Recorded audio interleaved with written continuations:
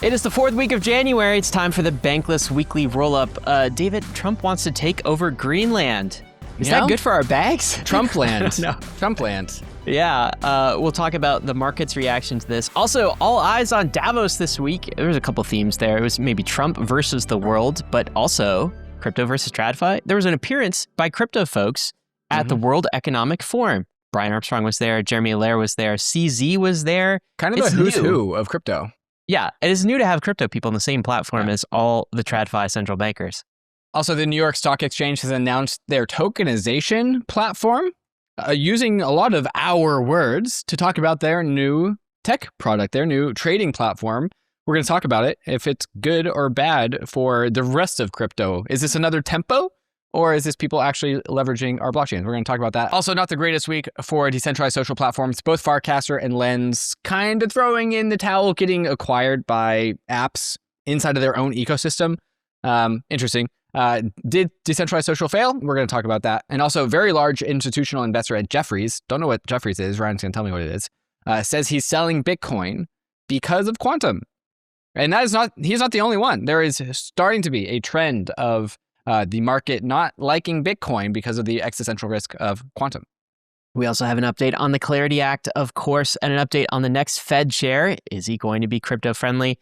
Before we get to all of that, we got to thank our friends and sponsors over at IMMUNEFI. David, what's IMMUNEFI up to? IMMUNEFI is helping crypto not lose money to hacks. So the crypto space has already lost almost $12 billion to hacks. Oof. It is a fundamental cap on how relevant and significant our industry can become. We need to become hack-proof. That's what IMMUNEFI is doing, and that is why they are launching what they're calling their first security operating system for the on-chain economy, powered by IMMUNEFI AI. It is a command center, command and control center to help teams prevent attacks even before they happen. Also, this month they are doing their ICO, their token sale, as well, to better align all the project's researchers and their broader community. If you would like to learn more about what IMMUNEFI can do for your app or the IMMUNEFI sale, bankless.cc/IMMUNEFI-ICO is where you want to go. That's going to be that IMU ticker. That ticker apparently was not taken, IMU. David, let's talk about markets and why they're down on the week, at least one explanation for why they're down. And that's because Trump wants to invade Greenland. At least it seems like Greenland. How many people live in Greenland? How many people live in Greenland? Right. It's like, isn't it something like 50,000? I mean, it's not that many. Something like this. How many people live in Greenland? 56 to 57,000 people. Probably would be pretty easy to invade, actually. It's not about the people, though. It's about the resources, I guess, for Trump. So what went on here? Okay, so this started a while ago, and this was one of many crazy things that Trump just murmured, and you can't give credit to all of them. And so this is one that actually was murmured a while ago, and now has, in this last week or 2 weeks, has become actually a significant is this a real topic. tweet? Is this a real thing from the Oval Office of the White House? This was a real tweet from Donald Trump's Truth Social, which is a map of the United States and Canada and Greenland and also Venezuela, all with the American flag on it. So like kind of implying that like this is our domain. Like we are going to take all of these things. Yeah, kind of implying that they all belong to America, I would say. Yeah, because like 6 months ago, there were huge protests in Canada about how Canada doesn't want Trump to take over Canada. They definitely don't. Yeah. I mean, I have Canadian relatives. They definitely don't want this. Of course they don't. Of course they don't. But like Trump was like, yeah, we're going to take Canada and it's going to become the 51st state. Anyways, hilarious. Cool. Now we're talking about Greenland. And Okay. so Greenland, like last week and this week, Donald Trump has started to like publicly and privately push for the United States to acquire Greenland, framing it as a strategic necessity, mainly just because, you know, as the crow flies, a straight line between Moscow and the United States and New York, Washington, D.C. flies straight over Greenland. So kind of in the same way that like Russia found its way into Cuba to like set itself up very close to the United States. That's kind of how they're positioning Greenland, is like, you know, this is a strategic buffer between us and Russia. So for the United States national defense, for our strategic operations across the globe, we need to acquire Greenland. Okay. Greenland is owned by Denmark, which is like a weird thing. Aren't they like a Commonwealth of Denmark? Something like this. They have their own flag. They have their own like rules, but something to do with Denmark. Sure. So Denmark and Greenland's government flatly rejected the idea, saying Greenland is not for sale, and also announced that they are moving their military into Greenland. And so they are actually actively moving troops into Greenland in coordination with other members of the EU. So the EU Come and take it. The EU is like, well, we are going to take this very seriously. We are going to move our military into Greenland. Crazy, bro. Trump states that anything less than U.S. control of Greenland is unacceptable, says that the island is strategically essential for the United States' defense against Russia and China. And then also during the WEF conference, which we're going to talk about this week at Davos, says that the U.S. saved Greenland during World War II and shouldn't give it back, leading to one of the most unhinged Donald Trump clips that I have ever seen. Are we playing the clip? Let's play the clip. Let's play the clip. Okay. We saw this in World War II when Denmark fell to Germany after just 6 hours of fighting and was totally unable to defend either itself or Greenland. So the United States was then compelled. We did it. We felt an obligation to do it, to send our own forces to hold the Greenland territory.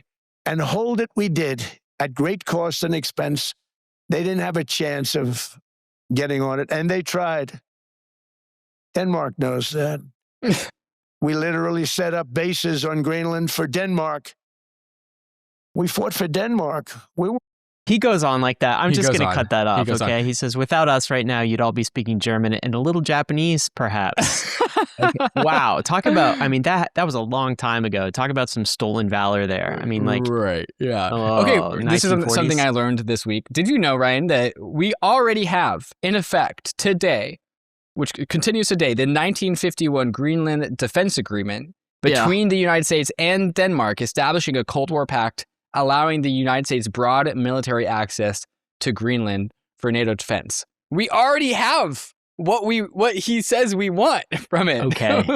Who knows? It's so hard to know what's going on. But there was some escalation, right? You mentioned some NATO forces on Greenland being deployed. Mm-hmm. And then Trump said, what? If you guys do anything here, if you don't let me take Greenland, I'm going to tariff you. There's a 10% tariff to 25% tariff. Yep.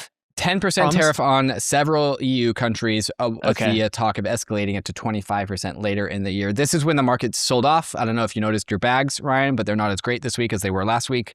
We are saying that this absorbing that. Yeah. Well, yeah. Well, it's apparently because of the tariffs is why we're saying it happened. Also, happy, roughly 1 year anniversary of Independence Day when we were doing the tariff scare about a year ago. I don't know when that was, but it's about a year ago. Oh, that was like April, wasn't it? Was that April? Yeah, I think it was April. So, okay. Well, Q1 last year was marked by like growing tariff murmurings. And definitely the chaos has been pretty consistent for the last year or so. Mm-hmm. So, but as I understand it, as of now, it does seem like there is a Trump-Greenland deal that has emerged. So the tariffs are now off the table.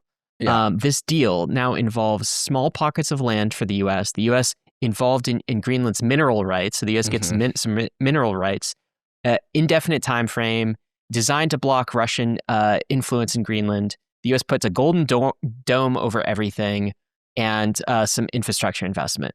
Again, this is maybe Trump saying, okay, that's what I want, at least right now, and I art of the deal, and I created this deal, and now America gets Greenland. It's not quite, it's not that much different than what we already had. Yeah. And like my attitude is like, we already know who Trump is. So like maybe it's naive to even say this, but like, wasn't there more constructive ways of getting here?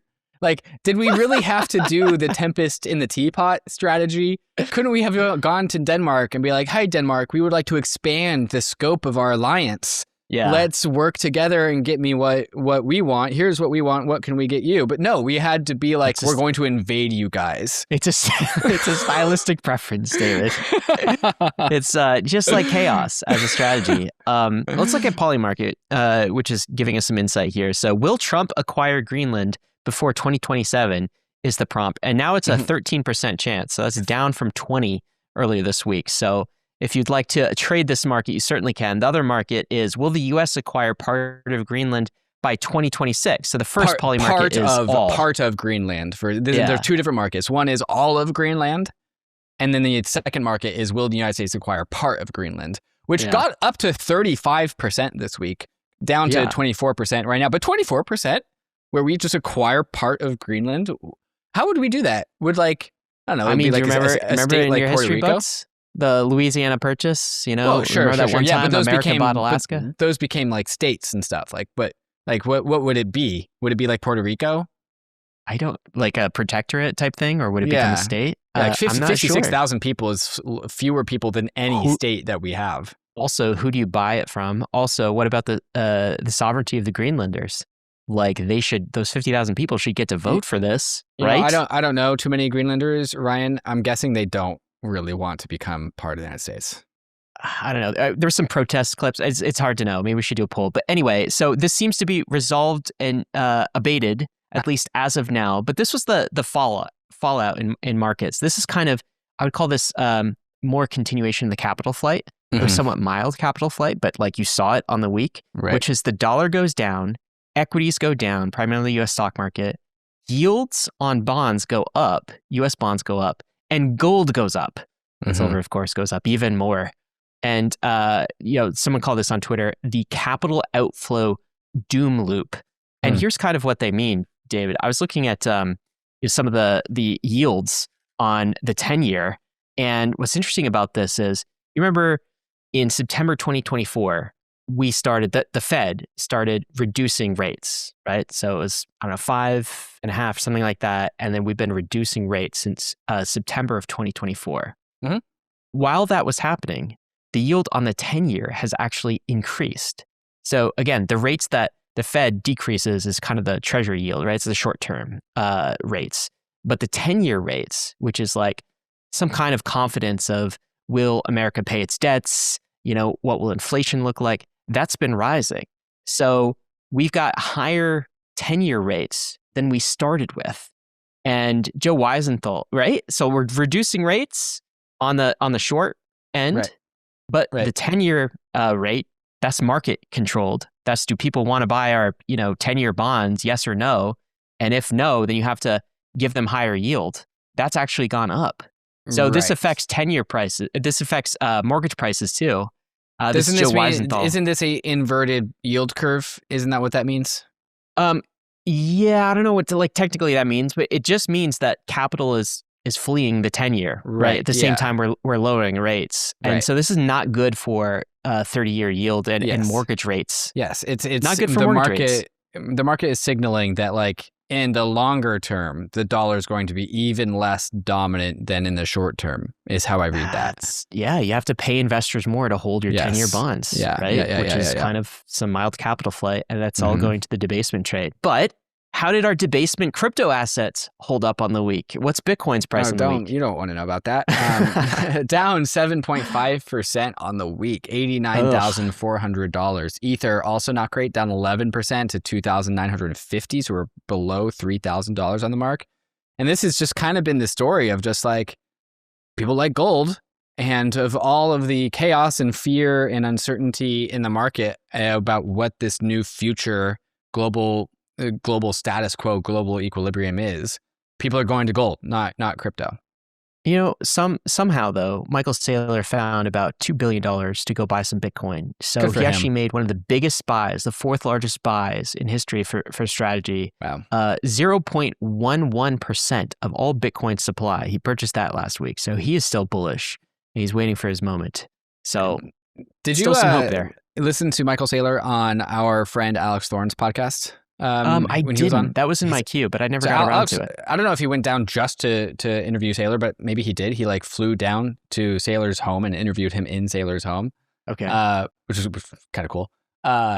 Really interesting episode about how he really Saylor puts in the work as a podcast. He does. Yeah. not like Bankless. Not us. We stay in the comfort of our own homes. But really, his whole idea, Saylor's whole idea is what does strategy do? Is it unlocks this concept of digital credit, and that's what the Michael strategy does. It builds Michael strategy. You always say that. It's this digital credit facility.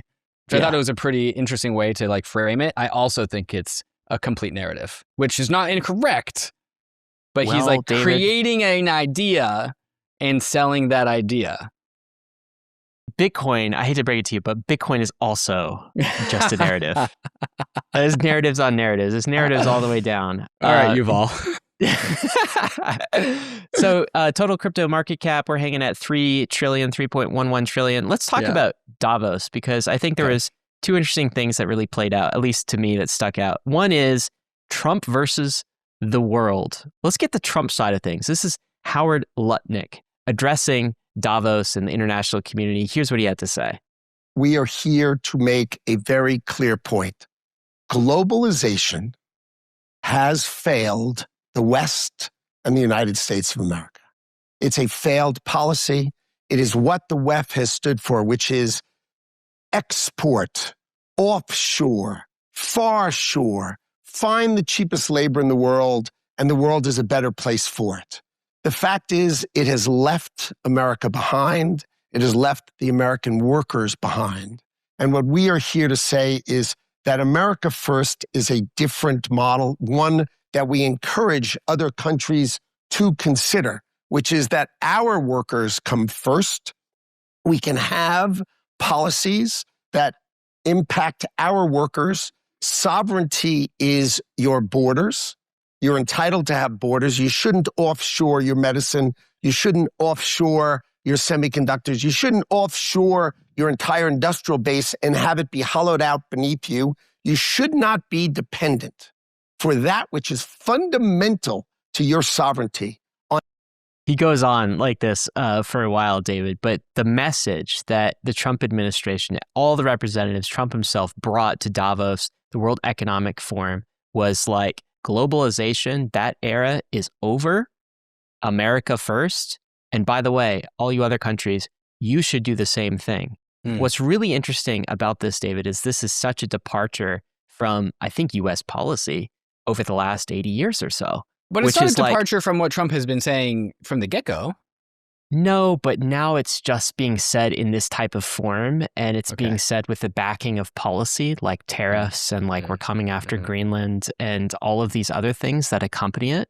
But it's just kind of marking the end of the rules-based international order that the US set up in the first place. I mean, the US was very pro-globalization and has been. That's been a strategy. In fact, the Indian Foreign Secretary commented on this speech, the US was the main force behind globalization. It was made possible by the collapse of the Soviet Union. Globalization was a product of the belief in the end of history in US circles. Remember that book, Fukuyama book, The End of History, which is basically liberalism, globalism, international order. Like the rest of the world's going like, hey, didn't you guys set this whole system up? Yeah. And now you're saying... You did this. You did this to yourselves. Yeah, you did this to yourself. And also, I thought it was a good deal for the US. There was also, on the other side of this, David, another speech that got some play. I won't play the full speech, but this is actually Canadian Prime Minister Mark Carney. And he basically said the same thing, that he said, wake up, the rules-based order is broken. He said there's a rupture in the world order, the end of a pleasant fiction and the beginning of a harsh reality, a reality that where great powers have begun using economic integration as weapons, tariffs as leverage. If we're not on the table, we're on the menu. So stop invoking rules-based international order as though it still functions as advertised. Call it what it is. Nostalgia is not a strategy. He's basically saying middle countries, everyone who's not in the US, like wake up. Americans are doing something different now. Don't live in that fiction. The world has changed. Yeah. We have done a bunch of episodes in the past, a while ago, about the Triffin dilemma. And the Triffin dilemma being the world reserve currency being the United States dollar has this like trap where it hollows out the middle class, hollows out the manufacturing base. And what do we get from that? Well, we get to print free money, but we don't have any domestic manufacturing that goes and is exported to China. The weaknesses of that show up during COVID, when we don't have any masks and like all of our supply chains are realized that like it's completely dependent on foreign powers. And then Trump gets elected based off of that, like all of these swing states, Pennsylvania, like all the manufacturing belt, all swing from blue to red, elect Trump, and then Trump does all of this stuff, and then gold pumps. The narrative, like hindsight 2020, like kind of makes a lot of sense. There was a meme that I saw this week that I kind of think summarizes this. Like you everything you said was very smart, Ryan. Here's the explain it like I use crayons meme. So for those listening, it is a map of the world, and there are 3 squares drawn on different regions of the world. The Americas. Have you heard of the thing that's been coined recently called the Don Rowe Doctrine? Yeah. The Monroe Doctrine was basically saying Western like Hemisphere the Western is the Hemisphere US. is our Don't touch. US. Don't touch it. Like it's our manifest destiny to control that.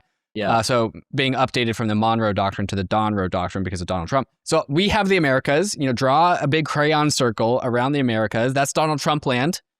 Then you have the upper quadrant of like Russia and Ukraine and Eastern Europe, and that's Mr. Putin's. And then you have like Africa and China and Australia and Malaysia. That is Xi Jinping's. And these are the 3 powers. And this is the world. And this is how the world operates. And this are the 3 geographic domains, and get in line under this new world order. Is that kind of aligned with what you're saying? Yeah, I think it's basically like rather than rules-based international order, it's back to power, back to power brokers. And this is like Mark Carney was acknowledging this. Like the thing about this map that you're drawing is just like Europe is not, and some of the middling countries like a Canada or like even in India, let's talk about in India, they have alternatives as well, right? And they are actors in and of themselves, and they can make maneuvers based on this type of a chop up of the world, and I expect them to in the future. But what this all means is just like end of an era. And what does that mean for the dollar, for Treasury, Triffin dilemma that you mentioned? I think investors are going to have to take all of these things into account moving forward. One other thing that I noticed from Davos, which was fascinating, was crypto people, okay? Like from the industry. The first time ever, maybe they were there in pockets before, but first time ever, they had a seat at the World Economic Forum, Davos. They were a force. Crypto people were a force at Davos this year. With the big boys. So Jeremy Allaire was there. We had CZ was actually there, which is like so striking to me because like 18 months ago, CZ was in a US prison. Yeah, right. And now he's at Davos. Yeah, he got pardoned. He got pardoned. But this was a really interesting exchange between Brian Armstrong and a French central banker. I'm just going to play this. I trust more independent central banks with a democratic mandate than private issuers of Bitcoin, which have a very useful role. But Bitcoin is a decentralized protocol. There's actually no issuer of it. So that's in the sense that central banks have independence. Bitcoin is even more independent. There's no country or company or individual who controls it in the world. And so anyway, I think it's a healthy competition because if people can decide which one they trust more, and I think it's actually the greatest accountability mechanism on deficit spending.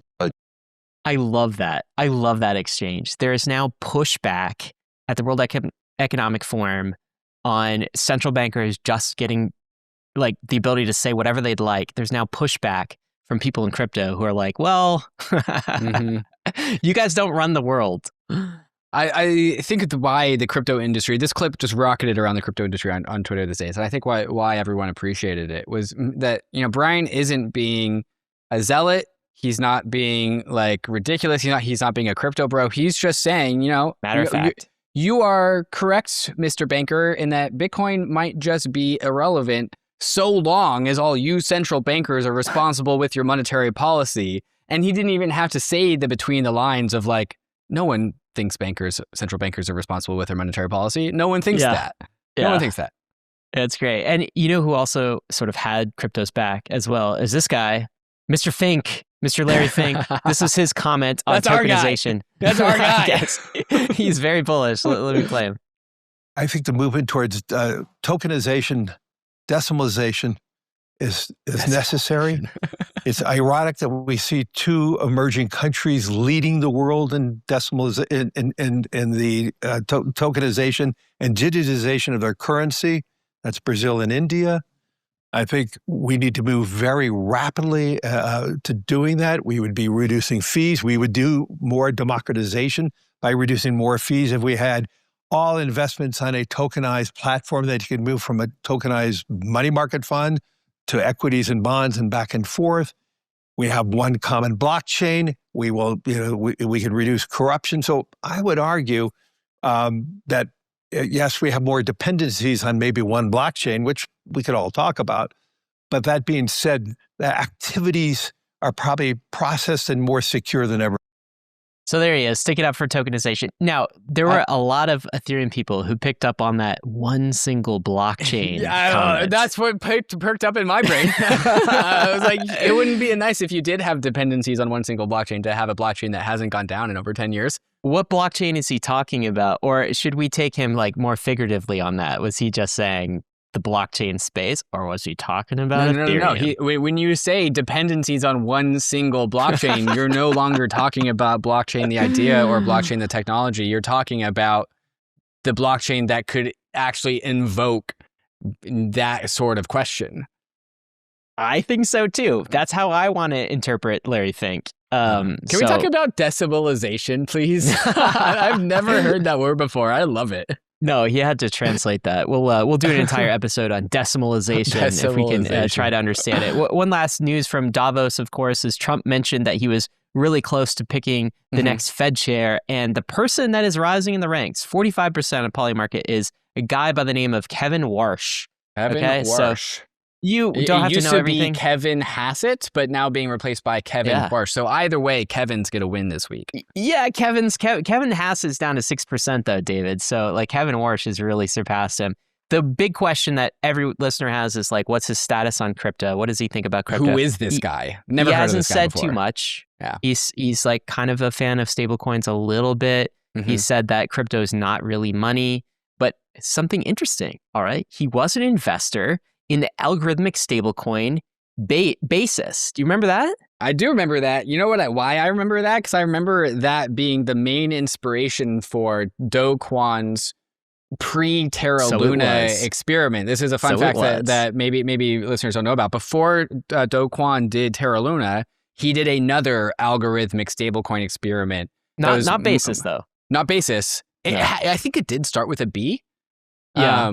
It was a derivative. It was a crappier derivative. It was a crappier derivative, and it's kind of where he got the information to be inspired to do Terra Luna. Yeah. So I wonder what Warsh thinks about that, having been an investor in algo stablecoin. I don't think he thinks about that. Also, Bitwise. He also did invest in Bitwise. So he angel likes investor in Bitwise. That's smart. 2021 named things. Yeah, that's an acceptable portfolio. So much more to talk about. The New York Stock Exchange announcing their tokenization platform. Is that good for us? Did our dreams come true? Or is this going to co-opt DeFi? Also, on-chain social, thrown in the towel, but Vitalik wants to double down. Vitalik's like, let's do it again.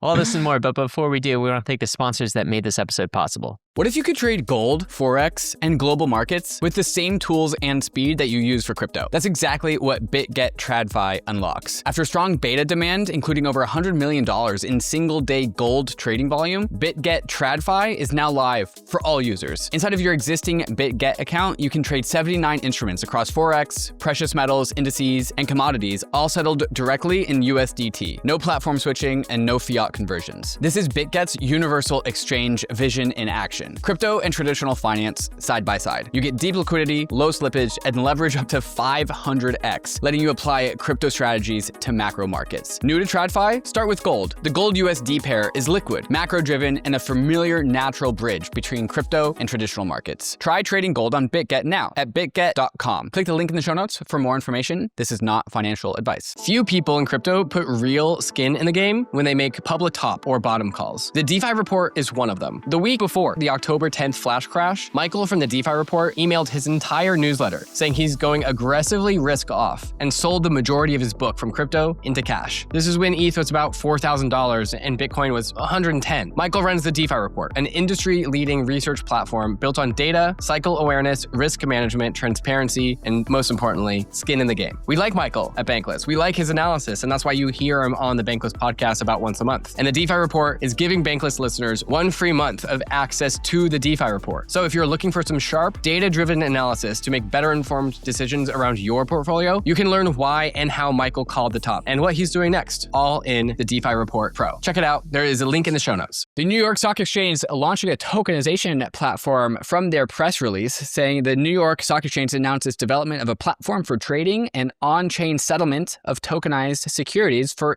which it will seek regulatory approval. The new digital platform will enable tokenized trading experiences, including 24/7 operations, instant settlement, orders sized in dollar amounts. I think that means as opposed to like share amounts. You could just say, I want 1,000 fractional stocks. Fractional stocks, yeah. And also stablecoin based funding. Pretty cool.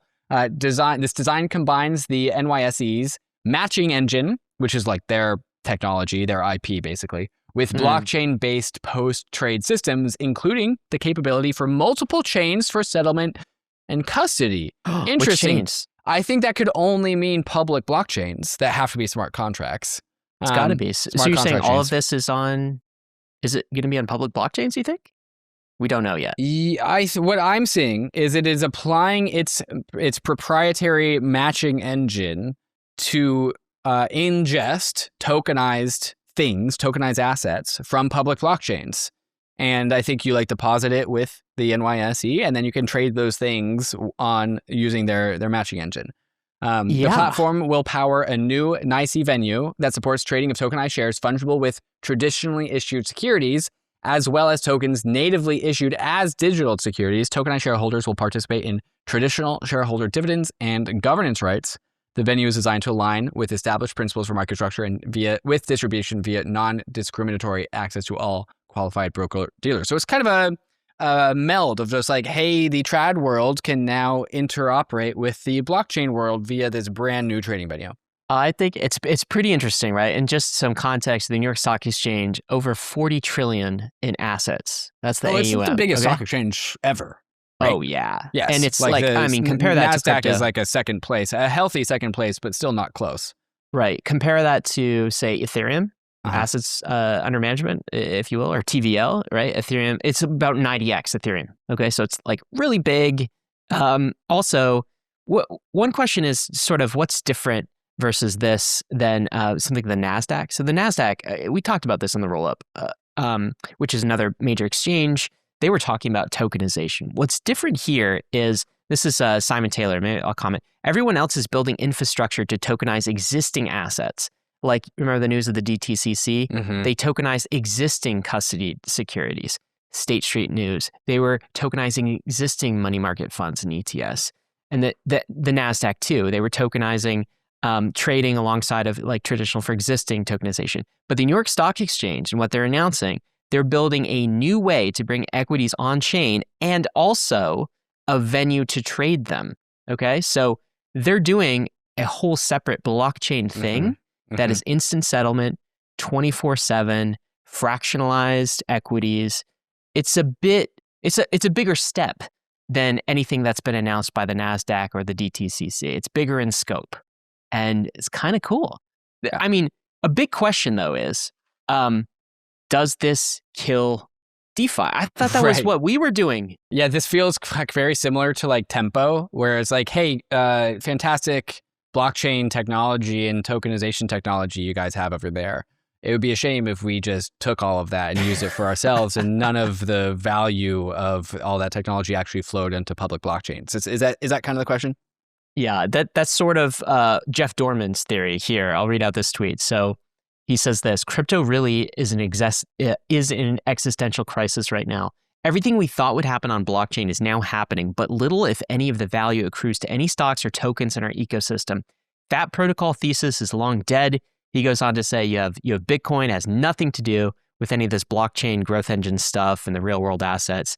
And then he just thinks that only a handful of DeFi tokens will win, maybe stocks like Galaxy. And basically, TRADFI is going to co-opt all of our cool stuff and they're going to make it their own. And I don't know, like DeFi's dead, crypto's dead. Right, Jeff, I think you're doing a lot of assumptions as to the success of this platform that got announced yesterday, of which we have very few details of. Yeah, is it an EVM? Like, they won't want to use a blockchain. Is it an EVM chain? Like, what anything about what chains this? Are they using? We know nothing, right? So I would agree with Jeff if this was somehow some sort of statement of success of this platform and not a PR release of this platform, but we are in the very early stages of this. I'm more leaning to the Alex Thorn take side of things, where he asks the question, what advantage do you even get from trading tokenized stocks in CeFi without the ability to pull the stocks out, self-custody them, trade them peer-to-peer? Tokenized stocks will be regulated to a back office tech upgrade that 99% of investors won't even see significant benefit from. I think there will be some benefits to this. like 24/7, 365 markets, Sure. instant settlement. There will be back office upgrades and like maybe the 24/7, 365 benefits traders. But I agree, this is not where the innovation is. And then Omid Malakin, who we had on the show a handful of times, he's a professor at Columbia, I think. He says, the New York Stock Exchange announcement is just mostly marketing with no substance whatsoever. Key technical and economic details are completely missing. And he also added that the entire New York Stock Exchange business model depends on centralized regulated market structure and delayed settlement, which conflicts with how crypto and tokenization actually works. I see this as just like another debate that we've had since the beginning of crypto, which is the blockchain, not Bitcoin debate. And this is the blockchain technology is the cool thing, but public blockchains, not that cool. Don't think those are that cool. But in fact, as we've learned time and time again, it's actually public blockchains that are the cool thing, and private applications of blockchain technology are marginal at best. This is why I'm not worried about this. This is why I think this is net bullish crypto, because this is now TRADFI kind of capitulating and be like, well, you guys were right about tokenization, so we're going to try our thing. It's sort of like...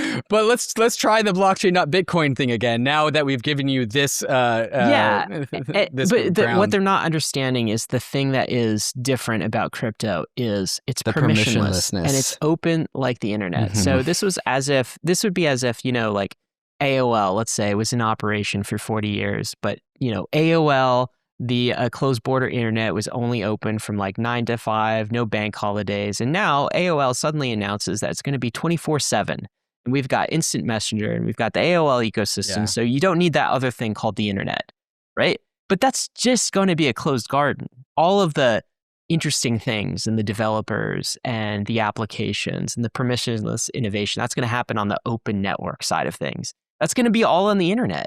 And whatever TRADFI does is not going to stop that. It's only going to help that and further that. So like, mark me in the camp of like, great, this is bullish. I'm not worried at all. Come to the party, TRADFI, like try to compete against our You're almost there. You almost got it. You've almost figured it out. You're not quite there yet, but you're so close. What about this, David? Is this the end of on-chain social, at least the end of an era? Farcaster and Lens were acquired this week. What happened? Why does this always happen? Like, there are so many weeks where there's two independent bits of news, and they are so congruous with each other. So this week, Naynar acquired Farcaster, and Mask Network takes over Lens. Now, both of these things, Naynar and Mask Network, are teams that have raised money and are inside of the respective ecosystem of the thing that they are acquiring. So it's like something in the app layer that has the funds and the money acquires the platform that the app was built on in the first place. Feels backwards, right? Feels like a little bit of like tail wagging the dog, like cart leading the horse, but like whatever. Nonetheless, we can talk about how that came to be. So Naynar has bought full control of the Farcaster protocol app and related infrastructure from Merkle. Merkle is the company behind Farcaster. And now we'll run the network end-to-end, the protocol, the main client, and also Clanker. Clanker is like the most significant app in the Farcaster ecosystem, makes the most money. Naynar is a social infrastructure provider, raised money from Han Ventures, Union Square Ventures, Coinbase Ventures, raised like $14 million, and that's where they got the money to acquire this. Why is this happening? Well, we've known Farcaster has like kind of said like, hey, we tried on-chain social. Our best product that we've ever built is the wallet. So actually we are now going to focus on the wallet, but it was kind of a capitulation. It was kind of throwing in the towel. And I think they just saw the opportunity to sell everything to Naynar, Neynar. And so that's hard to say. You know, Dan Romero, though, and his other co-founder, they've been at this for 5 years. Like, from my perspective, you can't say they didn't try. And Lens as well. I feel like they really gave it a try here. Yeah, I did like this take from 0x Fubar. He wrote, Farcaster is one of the more respectable wind downs I've seen in crypto. They ran a lean team with a healthy burn throughout. They took a contrarian bet on a huge market cap. They built real decentralized tech. What they didn't do was launch a useless token, chill vaporware products, and run copy pasta forks. Any of these alternatives would have drastically worse for users in the community. And so he kind of was just saying like, hey, they tried and they also didn't do like the shitty things that come with many of the frequently failing apps that we have in the ecosystem. Yeah, credit to both, and credit. This is it's probably going to be in better hands at some level if the team is pushed as far as they can, and now the kind of the apps are taking over. Maybe this resurrects in some form, and that's possibly a hopeful future. There's also the take here, David, that this is like the end of an era. Right. Like basically, how can DeFi you believe in dead. on-chain social at this point? Both of our two significant platforms are kind of like winding down. How could you ever say that like we didn't try on-chain social? That's right. And Chris Dixon, you would had be this silly concept. to ever say that we haven't tried on-chain social and we should just try harder. No one would ever say that, right, Ryan? Well, actually, so Vitalik said that on the week. Well, so like, one take is like we tried it and it failed. Like the read, write, own era, that was part of Chris Dixon's platform, I suppose, was the idea that you own your own posts, that sort of thing. We tried that in crypto and it's dead, or it's not going to work right now. The timing is off. Vitalik, on the other hand, posted this week, and actually he's quote tweeting the Lens acquisition news. So it's very relevant. In 2026, I plan to be fully back to decentralized social. What? So when they zig, you zag, okay? So Vitalik makes the point that, hey, we haven't, like, I know we've tried it, but we haven't done it, like, correct. It's been a lot about speculation. It's been a lot about token stuff. Crypto social projects, he said, have often gone the wrong way. Too often, we in crypto think that if you insert a speculative coin into something, that counts as innovating. And he says, moving forward, what he's going to be doing is posting through aggregators. So it hits, like, all the social networks. And he's pretty excited about, actually, Lens and Farcaster into the future as well. And he is encouraging others to basically use decentralized social. It's like, what's your take on that? My take on this is Vitalik wants to see a future world that is good. And this is how he sees us getting there. He sees us doing on-chain social to get there. This is also emblematic of a lot of Ethereum's malaise that it's experienced over the last 2 to 3 years, is like Vitalik is a spiritual leader of sorts, philosopher king of sorts about what's good. And like, I trust Vitalik. I think he's got like some of the highest moral compass that anyone has. It would be great if this worked. It would be great if this worked. It'd be great for Ethereum if this worked. It'd be great for humanity if this worked. It is not good product leadership for Ethereum when in the last 2 years, if the Ethereum community has been like, we need product leadership. We need to like turn this ship around. We need to like ship on time. We need to be a little bit more aggressive. And so it's antagonistic to that. But, Vitalik gets to do whatever he wants to do. You could also just say that, like, what? Decentralized social, 10 years too early. I think that maybe could it be works true. out in the future as well. I will say, like, he says things like, I encourage everyone to spend more time on Lens, Farcaster, broader decentralized social this year. We need to move beyond everyone constantly tweeting inside of a single global info war zone. And he's kind of like throwing shade at Twitter. It's like too loud, too messy. The algorithm is terrible, all that kind of stuff. I don't know if crypto fixes that. Like, do we need a blockchain for that? Or are there other adjacent technologies? Like, does the blockchain fix the malaise of Twitter? I'm not sure about that. I don't think it does. I feel like we've tried it. Like, so if you were to ask, what is Ethereum for? And if the answer to that question is, it's for decentralized social. I think you're going the wrong direction completely. Yeah. You know what I mean? Like, that can't be the answer. Like, we tried that.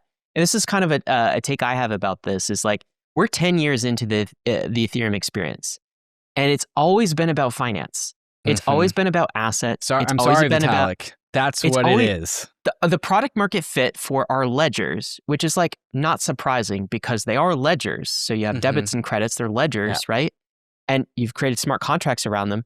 It's going to be assets. It's going to be money type use case. It's finance, it's DeFi, which is going to be DeFi. An incredible upgrade to humanity that we still have so much juice to squeeze. It's a big win. It's a really big win. My personal take. Eye on the prize. Stay focused. Stay focused. I really feel like, part of the Bankless mission was just like about Ethereum focusing on DeFi. Yes. And I feel like our social layer sometimes gets distracted. we tried it. And like, I think we like integrate on-chain social, it'll be integrated in like your DeFi activities and everything will feed back in on itself. And turns out like those were more discongruent side quests than we could actually wrap into like the decentralized finance experience. At least for crypto. I mean, crypto can't do everything. Ethereum can't do everything. And maybe it's just like, at least right now, it's not going to do decentralized social, but it's got a lot to go, a lot more to do on the DeFi front. And I, for one, would love to see us continue to focus there. David, we got more to discuss. The Clarity Act seems like it's on pause. What's happening? And is the Trump administration mad at Coinbase for pulling out? Also, institutional investors and quantum fears, they're starting to sell Bitcoin because of quantum. Wow. We'll dive into a Jefferies analyst report on this, all this and more. But before we do, we want to thank the sponsors that made this episode possible. Hey, Bankless Nation, it's David. If you're hearing this, that's because you are listening to the free Bankless podcast feed. Did you know that there is a premium Bankless RSS feed? The premium feed has extra interviews that I do for my own personal research and just deeper questions that I want answered about the crypto industry, questions that I want to answer so I can be more informed as an investor, both at Bankless Ventures and also just in my own personal portfolio too. Also, there are no ads, which means if you listen to the premium feed instead of the free feed, you'll get about 20 hours of your life back every year because you choose to support Bankless directly. So if you're interested in getting extra content all while skipping the ads, or you just appreciate what we do here and want us to keep doing it, we'd appreciate it if you signed up for Bankless Premium. And there is a link in the show notes to get started. Cheers to a good 2026. All right, David. So the news on the Clarity Act this week is a delay. You know, we spent so much time talking about Clarity and the back and forth of it last week. This week, the update is the bill is likely delayed until late February or March as the Senate panel pivots to the Trump housing push. So the Senate is moving on to other things, and somewhat Clarity Act is in some purgatory. The remember the Ag Committee? They had their own version. We were talking about the Senate, the Banking Committee's version in the Senate yesterday. Well, the Ag Committee did publish their version, so that's a step in the right direction. The problem is it was kind of like a bipartisan sort of publishing it. It was kind of the Republican leadership on the Ag Committee saying, well, this is our version.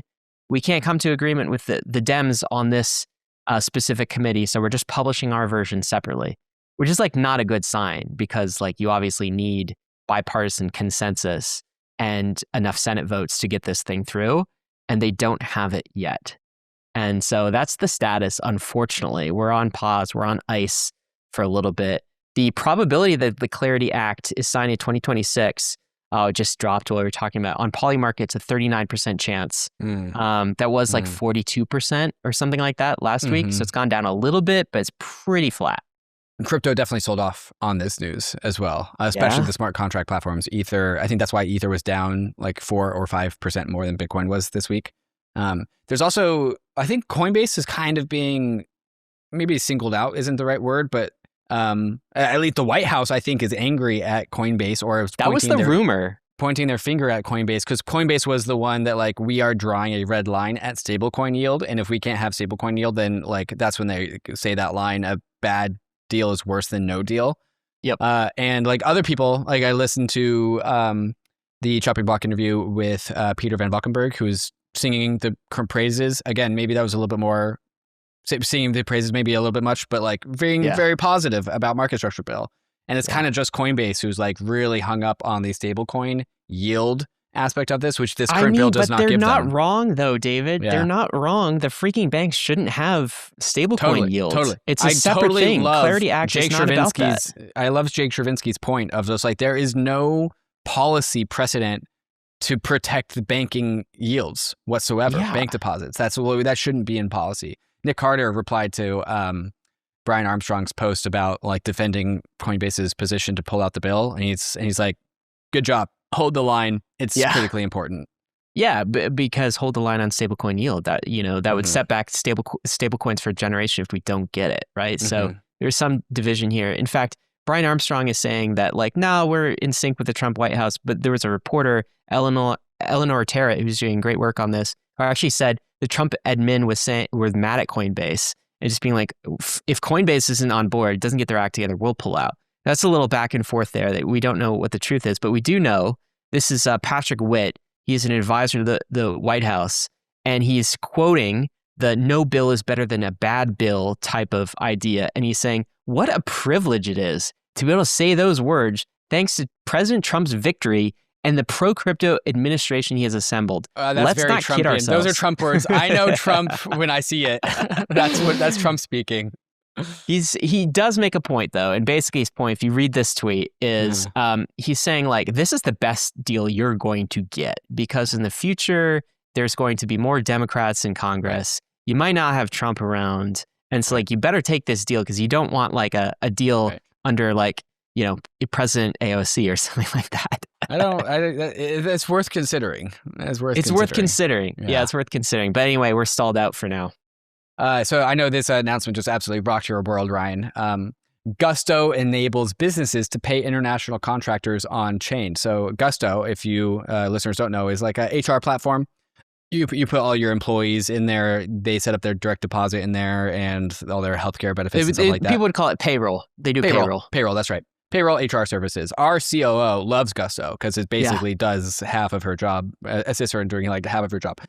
So you can now pay people in Gusto with USDC on base.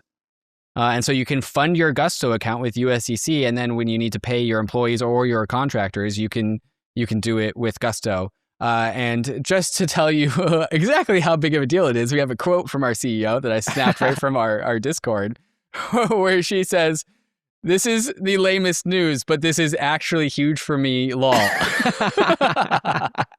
I think it's a big deal. It's stuff like this that happens in the background. Like I remember when we first started using Gusto for Bankless, and I was like, God, someday we'll be able to do this in stablecoins, stablecoin payments here. Yeah, right.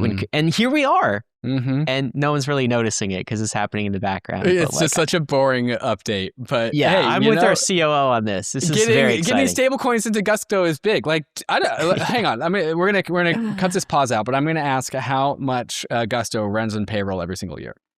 Tens of billions of dollars, Ryan, is how much Gusto processes through payroll. And now you can put some of that on chain. Amazing. What a beautiful time we're in. Huh? Beautiful time. David, let's talk about the time that Bitcoin is having with respect to quantum. Feels Fantastic transition, bro. Okay. Christopher Wood dropped his 10% Bitcoin allocation because of quantum fears. Quantum concerns. Who's Christopher Wood? He is one of the most widely followed Wall Street strategists. Okay. He created this, I believe it's a fund. Oh, no, it's a model portfolio called Greed and Fear. Okay. And in the Greed and Fear model portfolio, there are all the assets that you should want to own under greed and fear types of conditions. And previously, Bitcoin had been in that Greed and Fear portfolio construction at like 5%. But now, Chris Wood, again, he's at Jefferies, which is a big investment banking company, very respected.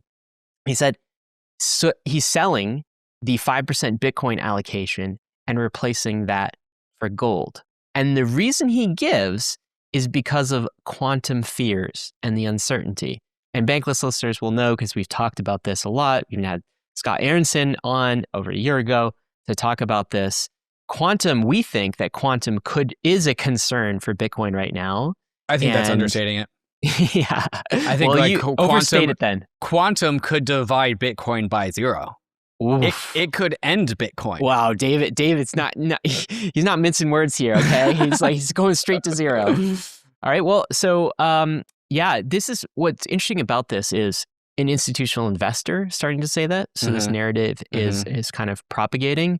Coinbase's head of research, David Duong, agrees with Wood on this. So he talks about the 33% of Bitcoin's supply that could be at risk from quantum attacks.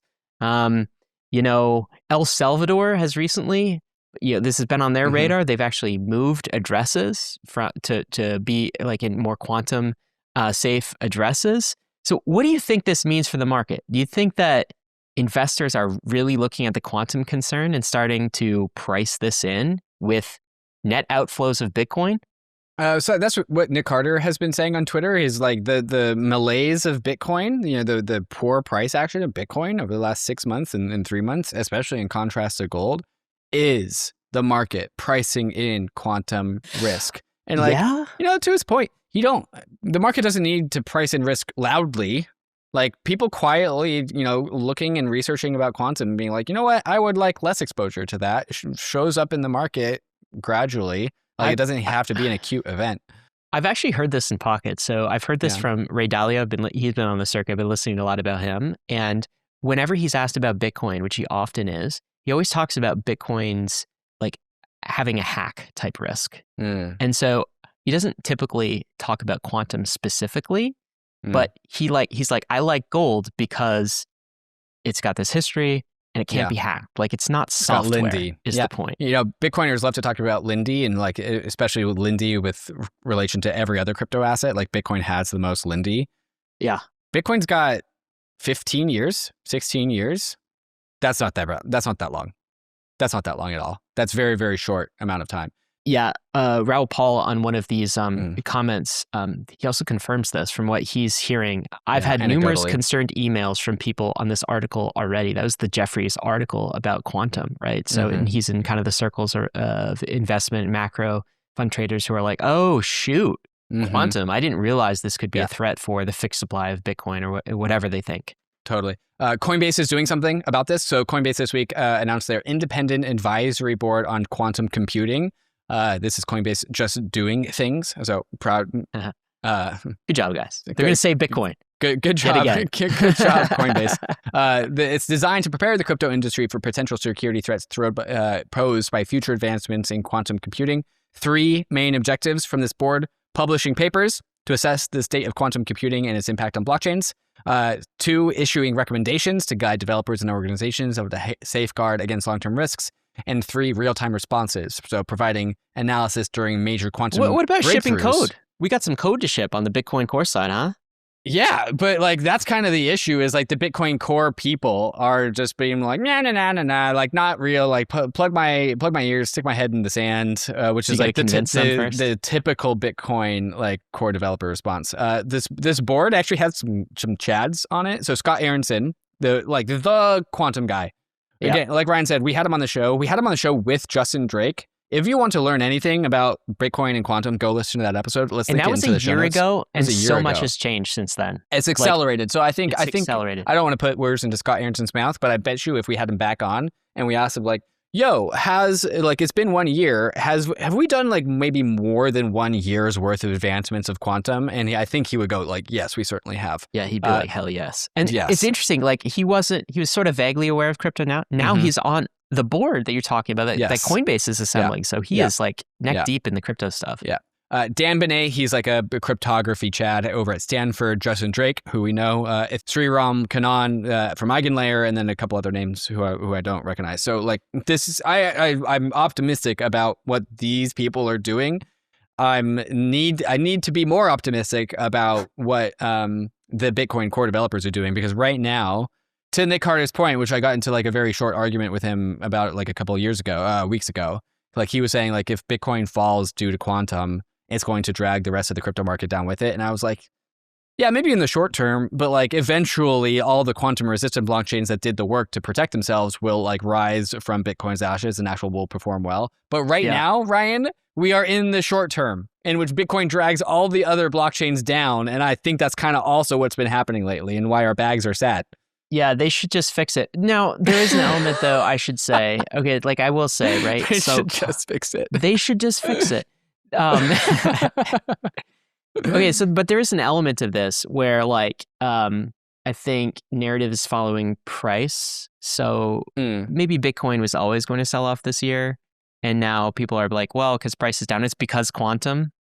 So I don't want to underplay that. Price could follow narrative on this one, because I do think that quantum... I think it's a fundamental. Quantum isn't going to actually impact Bitcoin for 3+ years. Yeah. And people are becoming aware of the narrative of quantum, and then price is following I guess suit. What I'm saying is I think this narrative is not just FUD in that it can be FUD that is dismissed, but it could go quite a bit more... Too far. The pendulum can go too far. It could, and that could be the story of this year. Like it'd be like Bitcoin could hit like, I'm going to say sacrilege, but like, oh no, Michael Nato is talking about this, 65K. Okay, it's like Bitcoin hit 65K. And why? If it's trading at that price, it's because of quantum. It's because of quantum. That's why. And there's no solution, blah, blah, blah. Right. we'll probably get out over our skis if this heads in a negative direction. Maybe that's what it'll take to get the Bitcoin developers' heads out of their asses. Yay! There you go. Well, you know what, David? Because we would know from become, the Ethereum community. we should become Bitcoin developers. Just go solve this, okay? We can do that. I am a Bitcoin core dev. I don't know if you knew that. Just vibe code it. Just some Claude, We'll just vibe code some quantum into Bitcoin. The U.S. government will add seized Bitcoin to its digital asset reserve. They always said they would, and now Treasury Secretary Bessent is actually doing it. So there you go. So it's all the seized Bitcoin. They're no longer going to be selling it. They're going to stop all the auctions. I hope they tweet out a new map of the globe, and instead of having like the Western Hemisphere blanketed in the America flag, they just have which countries own the most Bitcoins. Oh my God. Go kidnap their leader and take their Bitcoin? Yeah, take their private key. Jeez. That's a dark future. Out of the more serious end of crypto, Ondo is expanding its ecosystem. Ondo, for those that don't know, they issue tokenized securities. You can go buy $500,000 of Google on Ethereum right now, and it's an Ondo token. Pretty cool. Low slippage. Very low slippage, yeah. They are also coming to Hyperliquid and Solana. Why are they doing that thing? Well, for obvious reasons. Hyperliquid has perps. So now we have tokenized equity perps on Hyperliquid. That's pretty cool. No other TRADFI platform has that, including Robinhood or Coinbase.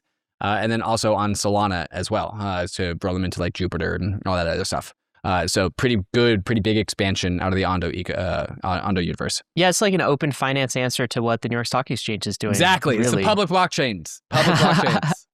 Well, we don't know if 2026 is going to be bullish or bearish, where we're going to end the year, but I do know, I have this confidence, David, it's going to be the year of tokenized securities. All right, we're seeing that everywhere. Totally. And real world assets. Tokenized securities and quantum. Quantum FUD. We got to leave it there. Of course, crypto is risky. You could lose what you put in, but we are headed west. This is the frontier. It's not for everyone, but we're glad you're with us on the Bankless journey. Thanks a lot.